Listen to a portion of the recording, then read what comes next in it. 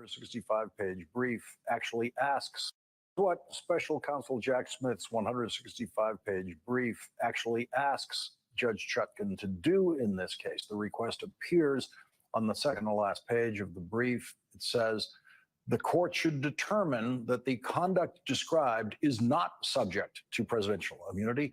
The court should specify, one, that the government has rebutted the presumption of immunity attached to the defendant's official communications with the vice president. Two, that the remaining conduct described was not official. And in the alternative, that the government has rebutted any presumptive immunity for any of the remaining conduct that the court finds to be official. And here's the line that we really need Professor Lawrence Tribe to translate for us. The government requests alternative rulings regarding rebuttal for all conduct the court finds to be unofficial to buttress the court's record, ensure thorough and efficient appellate review, and minimize the risk of successive rounds of interlocutory appeal.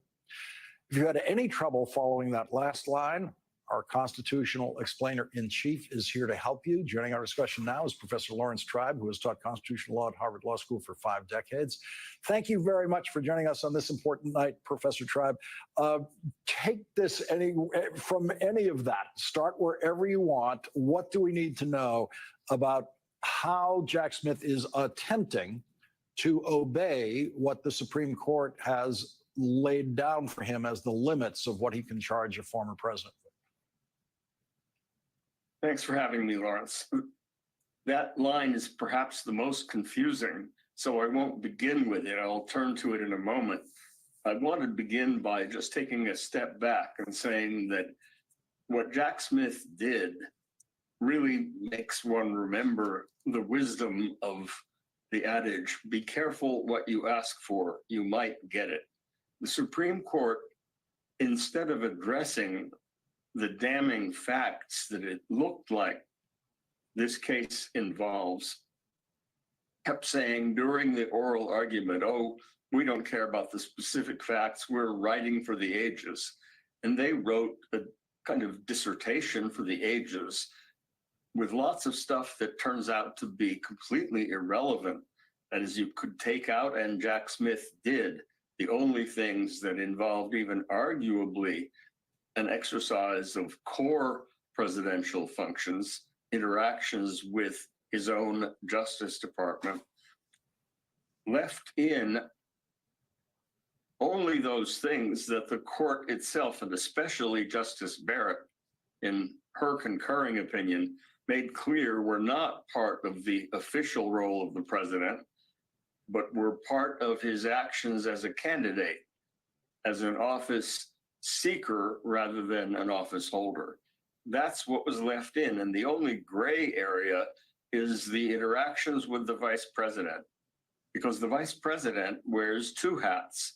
His hat in the executive branch is one in which he interacts with the president as the president's delegate, whether it's to a funeral or perhaps in the exercise of one of the special functions of the vice president in helping the president, for example, during surgery, taking over the role of the president temporarily under the 25th Amendment.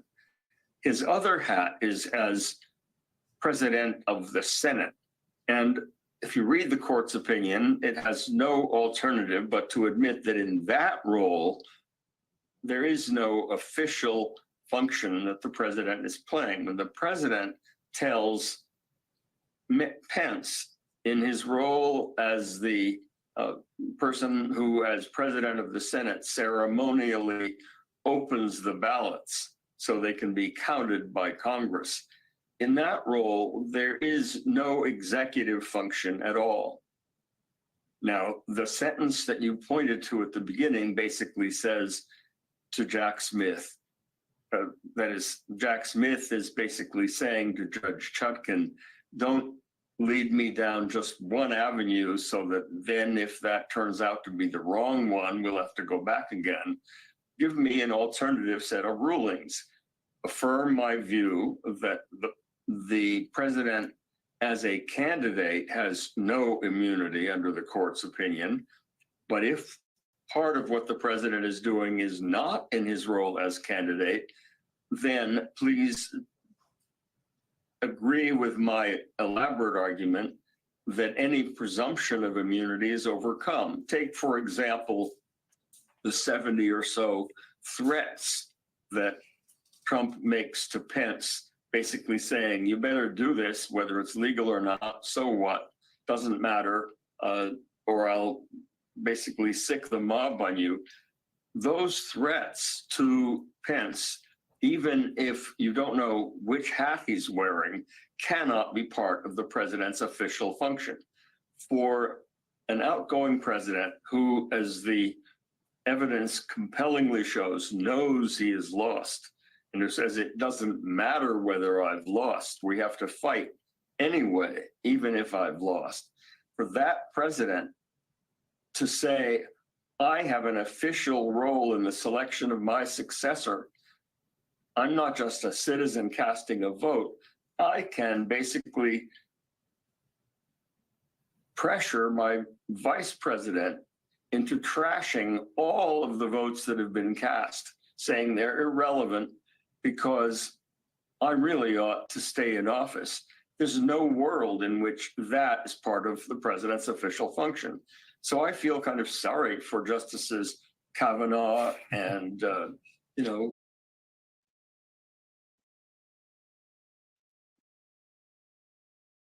know that went a little long, but I wanted it to be explained fully, even if he was taking his damn sweet time.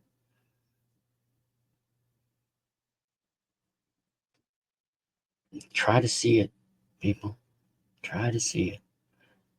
This is what the stuff I've been talking about for a long time now.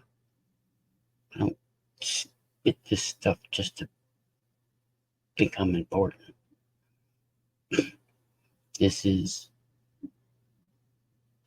our world. This is our country. We need to grow up and do the right thing.